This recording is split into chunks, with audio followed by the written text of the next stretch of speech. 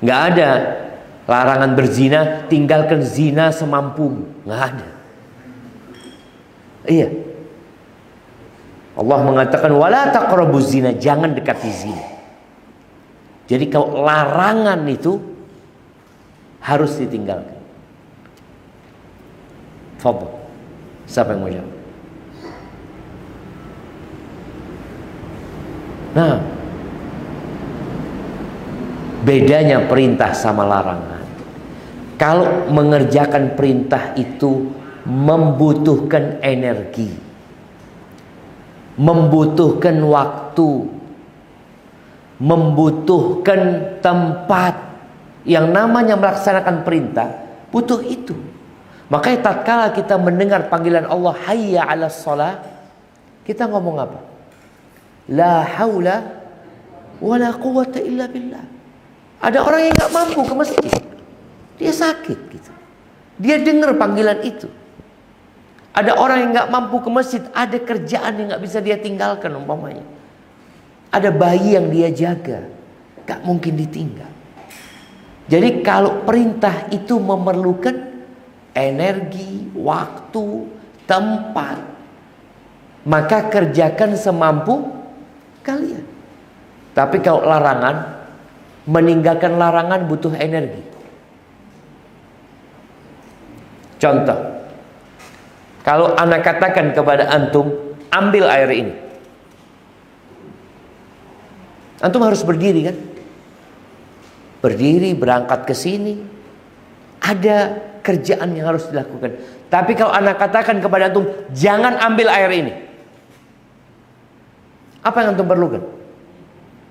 Ya udah nggak usah gerak, ya diem aja. Namanya jangan ya diem. Maka di sini sebenarnya ada 3 kesabaran. Kita sering tahu namanya sabar itu sabar terkena musibah. Padahal ada sabar melaksanakan perintah, ada sabar menjauhi larangan. Dan ternyata sabar yang paling tinggi derajatnya sabar melaksanakan perintah. Karena memerlukan energi, waktu, tempat dan lainnya. Maka semoga Allah Azza wa Jalla membantu kita untuk melaksanakan perintahnya, menjauhi larangannya, dan bersabar tatkala mendapatkan musibah. Amma ba'd, ana sangat berbahagia sekali bisa sampai ke apa nama masjidnya? Ashabul Jannah. Semoga jadi Ashabul Jannah semua. Ashabul Jannah itu berat. Lebih mudah jadi Ashabun Nar. Iya. Kalau bicara menjadi Ashabul Jannah, itu memerlukan perjuangan. Kata Nabi alaihi salatu wasallam, huffatil jannah bil makari. Jannah itu yang kita menamakan tempat ini Ashabul Jannah. Jannah itu, surga itu dikelilingi dengan perkara-perkara yang dibenci oleh jiwa. Tidak menyenangkan menuju surga. Jalannya. Surganya menyenangkan. Semua kelezatan ada di sana. Bahkan yang tidak dalam bayangan manusia Allah sediakan di sana. Tapi ternyata untuk menuju ke sana itu berat. Wa huffatin nar bisyahawat. Adapun neraka itu dikelilingi dengan syahwat. Jadi kalau mau masuk neraka itu tinggal ngikutin syahwatnya. Ketemu neraka nanti. Terakhir ketemu neraka. Di antara hal yang perlu diperhatikan bagi yang ingin jadi Ashabul Jannah, kita sebenarnya bukan penduduk bumi. Bapak-bapak tahu. Bapak kita dulu tinggalnya di mana? Di surga. Nabi Adam alaihissalam tinggal di surga. Kemudian karena satu dosa, bukan 2, bukan 3, bukan 10 dosa, satu dosa, satu pelanggaran, hukumannya diturunkan dari surga. Tatkala diturunkan dari surga, Allah mengatakan, Fa imma ya'tiyannakum minni huda faman tabi'a hudaya fala yadhillu wa la yashqa. Apabila datang kepada kalian petunjukku, petunjuk untuk masuk surga lagi, petunjuk untuk kembali ke surga Allah Azza wa Jalla, barang siapa yang mengikuti petunjukku, fala yadhillu wa la yashqa, maka dia tidak akan tersesat dan dia tidak akan melarat hidupnya. Petunjuk itu adalah kitab-kitab yang Allah turunkan. Allah turunkan kitab kepada Nabi Ibrahim yang kita kenal dengan Suhufi Ibrahim. Kemudian Allah turunkan kitab kepada Nabi Musa. Barang siapa yang mengikuti kitab yang Allah turunkan kepada Nabi Musa pada masa itu, maka dia tidak akan tersesat dan tidak akan menderita. Kemudian Allah turunkan Zabur. Lalu Allah turunkan Injil. Dan kitab-kitab itu mengalami banyak penyelewengan. Lalu Allah turunkan Al-Quran sebagai penutup semua kitab, dan nabinya sebagai penutup semua nabi. Kita tahu Al-Quran ini kitab yang tidak ada keraguan di dalamnya sedikit pun. Ada seorang muslim kasih hadiah Quran sama non muslim di Bogor, cerita ini Bogor apa di Bandung ya, insya Allah di Bogor. Dikasih Quran, ini non muslim, Quran terjemahan, sama orang kafir ini nggak dibaca itu. Dia dikasih hadiah, dia terima, dia taruh di rak buku di rumah. Lewat berapa waktu berlalu, dia lagi punya masalah, mungkin ya lagi punya pikiran yang harus dia selesaikan masalah tersebut. Dia ngelihat Quran itu, akhirnya dia ambil itu Quran, Quran terjemahan. Dia buka, biasa orang kalau baca kitab, baca buku, yang pertama dicari siapa? Pengarangnya.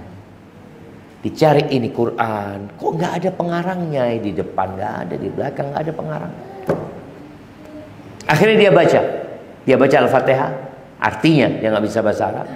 Kemudian dia baca awal Al-Baqarah, Alif Lam Mim, Dzalikal kitabu la raiba fihi hudal lil muttaqin. Dia baca artinya. Ketika dia baca artinya, dia mengatakan sombong banget kitab ini. Tahu kenapa kok dia mengatakan sombong banget kitab ini?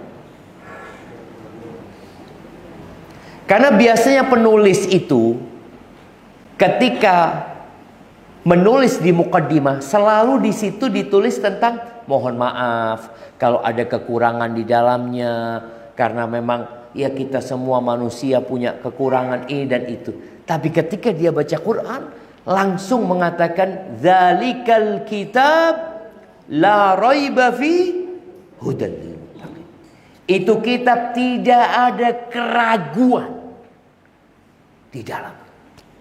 Nggak ada keraguan. Artinya semuanya benar. Hudan lil muttaqin, petunjuk buat orang-orang yang bertakwa. Akhirnya ini orang jadi tertarik membaca Al-Quran. Artinya doang.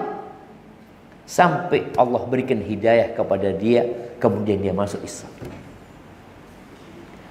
Nih kita nih, bapak-bapak, anak-anak nih, yang sedang belajar Al-Quran, yang sedang menghafal Al-Quran, hadirkan di dalam diri kita bahwa kita sedang mengkaji, mempelajari kitab petunjuk untuk masuk ke surga. Kita semua tahu insyaallah hadis Nabi yang sering disampaikan kepada para penghafal Al-Quran, kepada orang-orang yang belajar Al-Quran. Apa kata Nabi alaihi salatu wassalam? Khairukum Man ta'allamal Qur'ana wa 'allamahu. Orang yang terbaik di antara kalian adalah orang yang belajar Al-Qur'an dan mengajarkannya. Manfaatnya bukan hanya untuk diri dia, untuk diajarkan kepada orang lain. Tapi sayang, umat Islam ya banyak yang hanya membaca Al-Quran di bulan Ramadan. Bahkan sebagian umat Islam nggak pernah baca Quran. Kenapa? Karena mungkin dia nggak bisa baca Quran. Dulu Rasulullah Sallallahu Alaihi Wasallam pernah mengeluh kepada Allah Azza wa Jalla. Beliau mengatakan, wa qala ar-rasulu ya rabbi inna qaumi ittakhadhu hadzal qur'ana mahjura.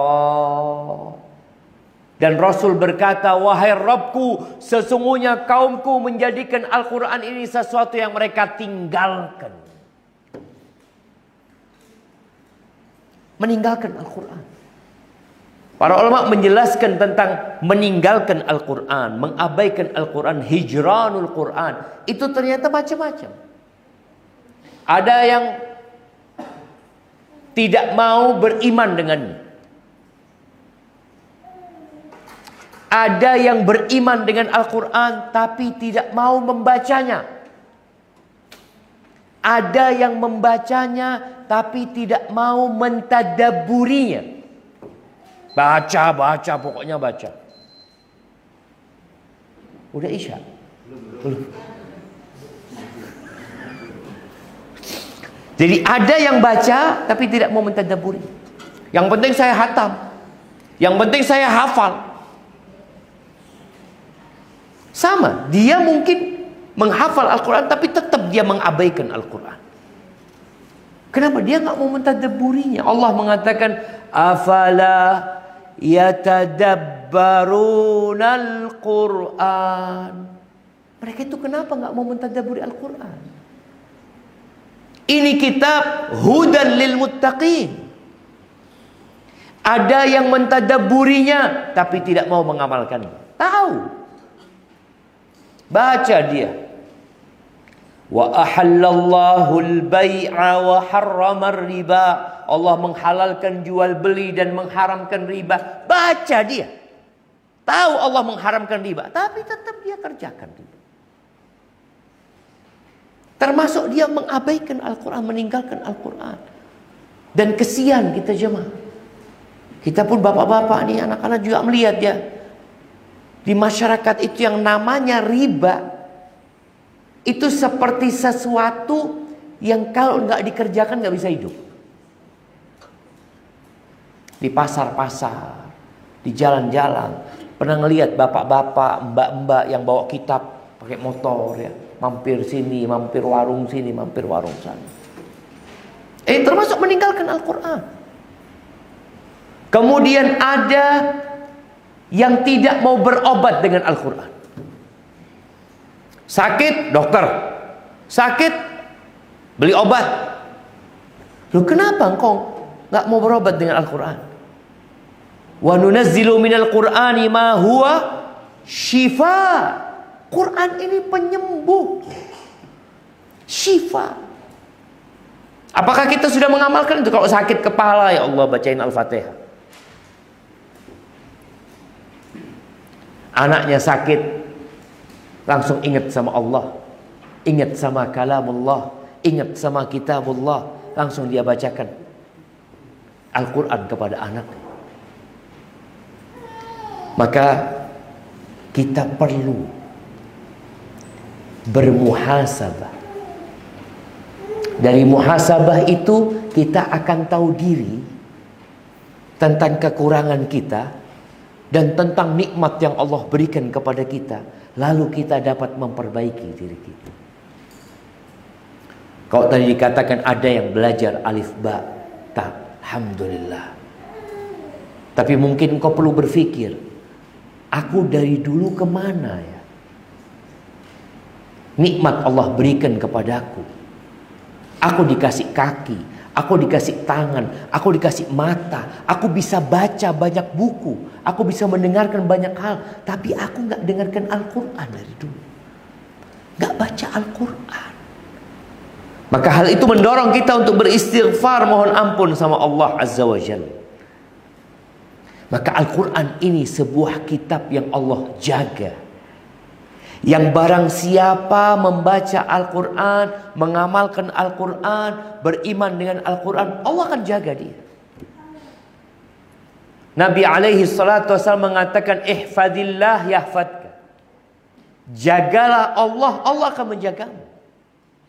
Di antara bentuk penjagaan kita kepada Allah dengan menjaga kitab. Di surat Fatir ayat 29, Allah Azza wa Jalla berfirman, innal ladzina yatluna kitaballah. Sesungguhnya orang-orang yang tilawah kitabullah, membaca kitabullah. Bukan hanya dibaca hurufnya, tapi dia baca dan dia tadabburi. Karena itu akan menimbulkan iman. Innal ladzina yatluna kitaballah wa aqamus shalah, dan dia mendirikan salat. Wa anfaqu mimma razaqnahum. Nih, muslim itu punya karakter yang istimewa. Dia baca kitab Allah, dia mendirikan salat, dia peduli sama orang lain, dia berinfak. Dan Allah mengingatkan, wa anfaqu mimma razaqnahum. Nih, siapa saja yang berinfak, tolong hadirkan di dalam hatimu, di dalam benak pikiranmu, ini harta dari Allah. Ini uang yang ada di tanganku dari Allah. Jangan mengatakan, oh dari hasil jerih payahku, dari keringatku. Dari Allah, Allah yang kasih. Makanya setiap ayat yang menjelaskan tentang infak, Allah mengingatkan itu rezeki dari kamu. Wa anfiqu mimma razaqnakum. Kami yang kasih rezeki sama kalian. Kenapa? Agar ketika antum berinfak, antum gak ujub. Ketika antum berinfak, antum gak bakhil. Kenapa? Lawang dari Allah duit. Lawang Allah yang kasih.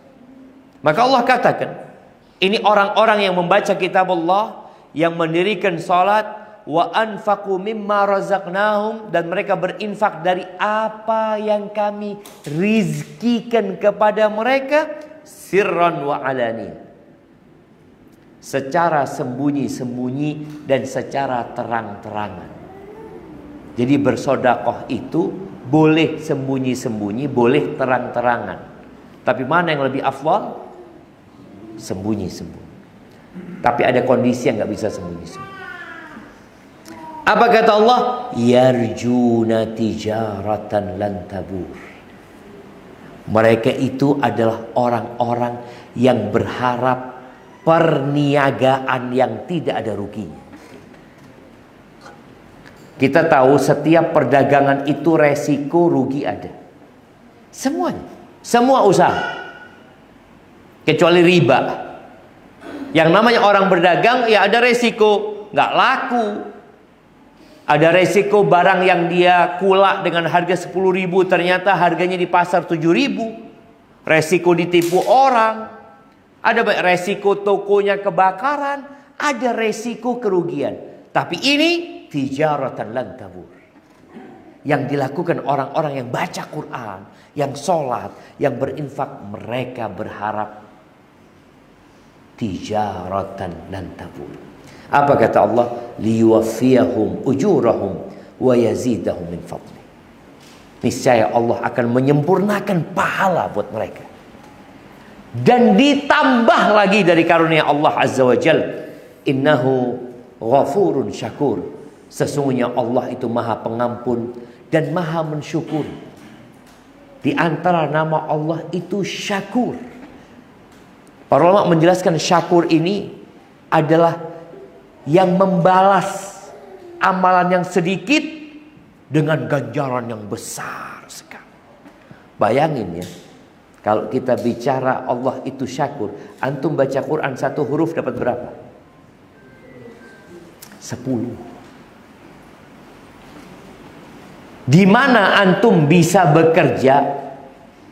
Ya di dunia ini kita lihat ya, beli sesuatu satu dapat 10. Paling banyak beli satu dapat 2, beli 2 dapat 3. Itu manusia. Allah 1 dapat 10. Itu syakur. Bahkan Allah bisa lipat gandakan jadi 700 kali lipat. Tapi kita dengarkan azan dulu. Nah.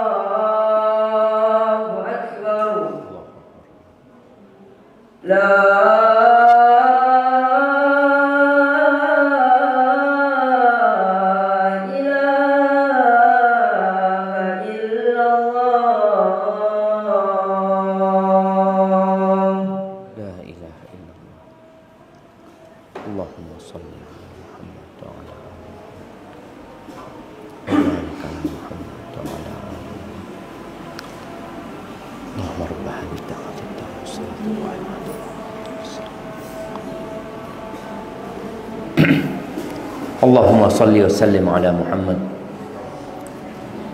Iya, kalau kita lihat bagaimana Allah itu syakur, Allah memberikan balasan yang besar atas amalan yang sedikit yang kita kerjakan. Baca satu ayat 10 kebaikan, dan Allah bisa melipat gandakan sampai 700 kali lipat, bahkan kepada lipatan yang tak terhingga. Hanya saja yang jadi masalah, pahala itu bukan di dunia. Ketika kita baca Quran, dapat nih anak-anak kita yang hafal Quran 1 halaman, dapat apa? Dapat duit? Enggak. Yang ada dapat capek. Disinilah perbedaan muslim dan non-muslim. Orang muslim itu yu'minuna bil ghaib. Dia beriman dengan yang gaib. Dia yakin bahwa dunia ini akan hancur. Dia yakin bahwa semua gelar yang disandang oleh manusia akan ditinggalkan. Dia yakin rumah, kendaraan, tanah, apapun yang dia miliki akan dia tinggalkan. Dan dia yakin bahwa bacaan Quran dia itu akan menemani dia ke kuburan. Hafalan Quran dia akan mendampingi dia di padang mahsyar. Tatkala dia melewati sirat, itu Quran akan memberikan syafaat. Inilah yang menyebabkan seorang muslim terus beramal. Mungkin antum diledekin, anak-anak diledekin, kau belajar apa? Dapatnya apa? Sedangkan kawannya belajar ilmu yang dengannya dia mendapatkan harta yang berlimpah ruah. Maka sabar. Rasul sallallahu alaihi wasallam mengatakan, alladzi yaqra'ul Qur'an wa huwa mahirun bihi. Orang yang membaca Al-Quran dalam posisi dia mahir, pinter sudah. Sebagian kita kan ada yang tadi disebutkan masih mungkin ada yang iqra, ada yang sudah Quran tapi ketika baca satu ayat harus berulang kali, harus pelan-pelan supaya nggak salah. Posisi orang yang baca Quran wa huwa mahirun bihi ma'as safaratil kiramil barara. Posisinya setara dengan malaikat-malaikat yang mulia. Malaikat-malaikat yang baik. Malaikat itu penghuni langit. Tempat tinggal mereka di langit. Ketika antum membaca Al-Quran dan antum mahir, antum tidak setara dengan bupati, enggak. Tidak sejajar dengan presiden, enggak. Antum sejajar dengan malaikat-malaikat Allah Azza wa Jalla. Dan ini membutuhkan keimanan. Bagaimana seorang kalau dia disandingkan dengan bupati umpamanya, dia merasa ya Allah aku tadi ketemu bupati, aku duduk sejajar sama bupati, naik ke gubernur, seneng antum. Di sini malaikat-malaikat Allah Azza wa Jalla yang mulia. Walladzi yaqra'ul Qur'an wa huwa yatata'ta fi wa huwa 'alaihi syaq. Adapun orang yang membaca Al-Qur'an dalam kondisi terbata-bata membacanya. Kadangkala ini ha apa kho, kadangkala baca ini jim apa opo ya, antara zal sama za, sampai ustadznya kesel sih ngajari. Kadang-kadang seperti itu. Ada orang ini sampai Allah ya. Nabi mengatakan alaihi salatu wassalam, wa huwa alaihi syaq, sulit buat dia, berat. Apalagi yang untune wis ngowos kadangkala. Sampai mau ngomong sos. Tapi ternyata orang yang seperti ini itu pahalanya double. Apa kata Nabi alaihi salatu wassalam? Lahu ajran. Dapat 2 pahala. Maka jangan pernah putus asa. Tetap semangat. Pahala dapat double. Kemudian jangan pernah berpikir kapan saya bisa baca Quran. Yang penting terus belajar Al-Quran. Dan usahakan menghafal. Bapak-bapak nih yang mungkin belum bisa baca Quran tapi tetap bisa menghafal. Karena orang yang menghafal Al-Quran gak harus bisa baca. Paham gak? Orang yang menghafal Al-Quran gak harus bisa baca. Bahkan dulu banyak sahabat Nabi Sallallahu Alaihi Wasallam yang gak bisa baca, gak bisa nulis. Terus bagaimana mereka menghafal Al-Quran? Bitalaqi. Jadi memang dibacakan lalu diulangi. Dibacakan diulangi. Kayak anak-anak kita. Kok bisa bayi balita umur 3 tahun bisa baca Al-Fatihah? Kok bisa? Ya karena diajarin. Oh tahu-tahu hafal ayat kursi. Oh setiap mau tidur dibacakan. Dan sekarang alhamdulillah sudah ada handphone. Mau syekh siapa yang masih hidup yang sudah mati, ono deh handphone. Oh ana mau Syekh Al-Minshawi. Dicet. Baca 1 ayat diberhentikan syekhnya. Berhenti syekh. Ana tak baca dulu. Bisa. Kalau dulu dimarahin antum gurunya suruh berhenti. Artinya tinggal niat mau apa enggak. Nanti disetorkan. Walaupun belum bisa baca Quran, nanti disetorkan. Kenapa harus disetorkan? Karena kadangkala kita dengernya zal, mengucapkannya zal. Itu terjadi. Makanya perlu disetorkan. Kenapa anak-anak ini perlu diuji? Karena kadang-kala merasa sudah benar hafalannya. Ketika disetorkan, ketahuan kalau ternyata ada huruf yang kelewat. Maka usahakan. Tetap berusaha menambah hafalan Quran. Ana sering sampaikan, paling tidak umur 40 tahun hafal 40 surat. Bisa enggak? Setahun 1 surat. Setahun 1 surat kosong enggak iso. Setahun, ini setahun cuma. Ini anak-anak ini 1 hari 1 halaman. 1 lembar. 2 halaman 1 lembar.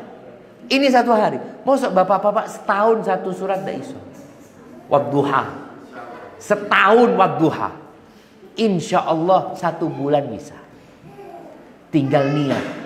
Bagaimana caranya? Rungokno. Sudah hari ini 1 ayat wadduha. Boleh sholat dengan wadduha tok. Allahu Akbar. Wadduha. Allahu Akbar. Boleh apa tidak boleh? Boleh. Loh. Boleh jemaah. Artinya sholat sunnah antum baca wadduha. Hafal 2 ayat. Wadduha wal laili idza saja. Allahu Akbar. Insya Allah seminggu hafal. Enggak, jangan sepekan Ustaz, sebulan. Nah, enggak apa-apa. Tapi ada usaha. Apa kata Nabi alaihi salatu wassalam? Mathalul mu'min alladhi yaqra'ul Qur'an. Permisalan orang beriman yang membaca Al-Quran, yang hafal Al-Quran. Mathalul utrujah. Seperti buah utrujah. Utrujah ini ada yang mengatakan seperti grapefruit. Seperti jeruk yang besar. Semacam jeruk. Kalau menyebutkan utrujah ini dilihat senang. ngeliat tok seneng. Jadi antum lihat ya, kalau dapat anak yang hafal Quran, itu ngeliat tok seneng. Kemudian disebutkan rasanya, ya Allah, manis. Sebelum antum nyoba rasanya, sudah mencium baunya. Baunya itu enak, jamaah. Kemudian dipegang lembut. Itu utrujah. Jadi orang mukmin yang hafal Quran, orang mukmin yang baca Quran seperti itu, nyeneng no. Antum ngelihat aja sudah seneng. Ngelihat orang umur 70 tahun, orang umur 60 tahun ya, di pojokan masjid dia baca Quran, ya Allah ya, maca Quran. Masya Allah.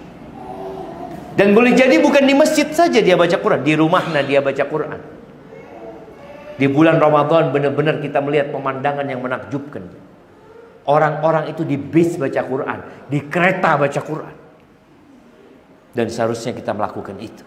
Nggak nunggu bulan Ramadan. Jadi Nabi SAW menyebutkan rihuha thayyib wa ta'muha thayyib. Aromanya wangi utrujah itu. Rasanya manis. Enak rasanya. Wa mathalul mu'min alladzi la yaqra' Qur'an, permisalan orang beriman yang tidak hafal Quran, yang tidak baca Quran, itu seperti kurma. Ta'muha thayyib hulwun la rihala.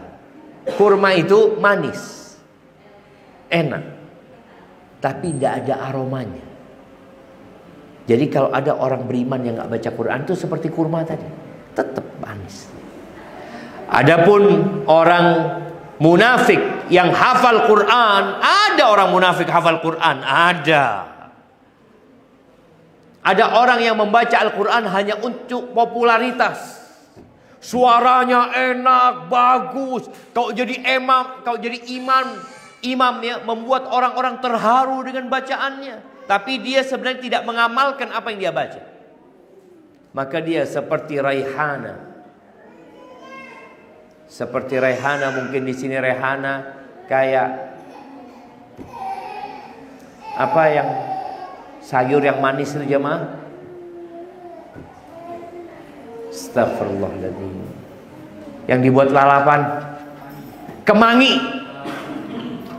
Kemangi itu wangi, tapi kalau dimakan rasanya ya kayak gitu. Itu orang munafik, orang yang membaca Al-Quran, yang hafal Quran tapi dia tidak mengamalkannya. Seperti itu. Kelihatannya menyenangkan, sebenarnya dia tidak mengenakkan. Adapun orang munafik yang tidak membaca Al-Quran seperti Handalah. Handalah itu semacam buah yang pahit, cuma tidak ada bau. Itu orang munafik seperti itu. Maka harapan kita semua termotivasi untuk membaca Al-Quran, menghafal Al-Quran, dan sebagai penutup, usahakan tiap hari baca Al-Quran sama artinya. Kalau ada yang dihafal tadi 1 lembar, tapi usahakan ada yang dibaca sama artinya. Kenapa? Orang yang membaca Al-Quran nggak tahu artinya dapat pahala. Dapat pahala. 1 dapat 10. 1 huruf 10 kebaikan. Tapi orang yang membaca Al-Quran sama mengetahui artinya, itu dapat pahala plus hidayah, petunjuk dari Allah. Makanya Allah ketika menyebutkan orang-orang beriman, apa kata Allah? Innamal mu'minuna alladzina idza dzukirallah wajilat qulubuhum wa idza tuliyat alaihim ayatuhu zadatuhum imana. Orang beriman itu kalau disebutkan nama Allah bergetar hatinya. Kalau dibacakan ayat-ayat Allah bertambah keimanannya. Ketika dia baca ayat tentang neraka, dia takut sama neraka. Mendengar ayat tentang surga, dia berharap surga Allah. Mendengar ayat tentang tentang tasbih, dia mendengar sabbihisma rabbikal a'la, langsung dia mengatakan subhana rabbiyal a'la. Dia mendengar firman Allah, hal ataka hadithul ghashiyah, apakah sudah datang kepadamu berita tentang al-ghashiyah, tentang kiamat? Dia menjawab, iya ya Allah, sudah datang ya Allah. Jadi baca Quran dan usahakan baca sama artinya juga. Itu mungkin yang dapat Anda sampaikan, kurang lebihnya mohon maaf. Mudah-mudahan pertemuan ini berkahi sama Allah Subhanahu wa taala. Ana ucapkan jazakumullah khair buat sahibul bait, sahibul masjid, dan buat teman-teman semua yang hadir di tempat ini. Subhanakallahumma wa bihamdika asyhadu an la ilaha illa anta astaghfiruka wa atubu ilaik. Assalamualaikum warahmatullahi wabarakatuh.